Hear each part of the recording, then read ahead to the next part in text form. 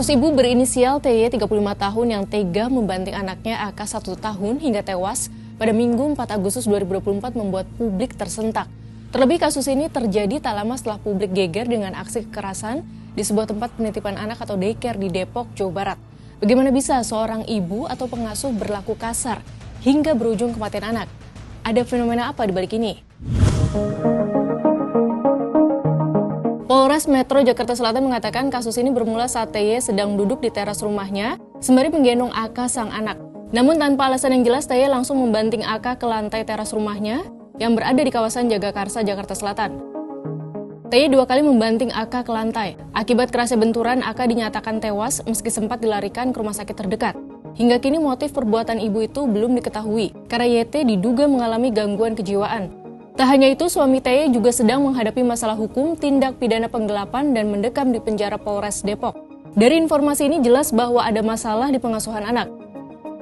Ketua Dewan Pengurus Bidang Sosialisasi Edukasi dan Promosi Hak Anak dari Komnas Perlindungan Anak Lia Latifah menyebut, risiko gangguan kejiwaan pada ibu sangatlah besar karena kemungkinan mereka belum siap menjadi orang tua. Dalam kondisi seperti ini, pemisahan ibu dari anak harus segera dilakukan agar nyawa anak tidak dalam bahaya. Sebenarnya ada banyak perilaku yang bisa dilihat keluarga ketika sang ibu mengalami masalah kejiwaan.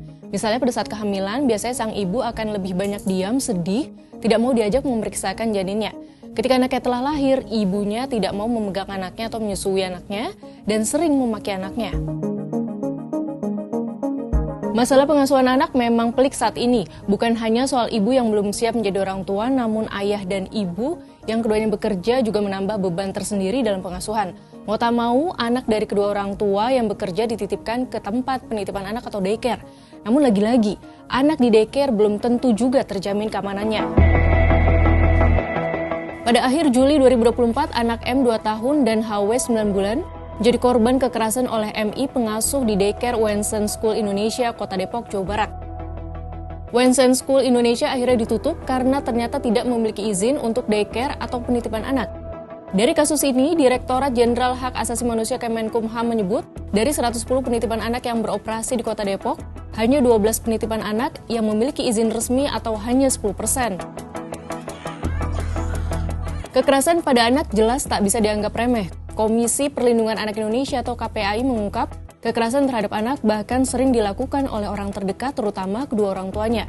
Data KPAI pada 2023 menunjukkan 9,9% atau 262 kasus kekerasan terhadap anak terdiri dari kekerasan fisik, psikis, dan seksual oleh ayah kandung. Sementara 6,1% atau 153 kasus kekerasan dilakukan ibu kandung. Dari angka kekerasan anak yang ternyata kerap dilakukan ayah ibu atau orang terdekat anak, jelas bahwa orang tua harus diberi edukasi terus-menerus tentang perlindungan anak, anti kekerasan, dan pentingnya hak-hak anak. Kalau perlu, negara harus merumuskan ulang kebijakan pembangunan keluarga dan pola pengasuhan. Apapun alasannya, hak anak mendapat perlindungan mesti diutamakan.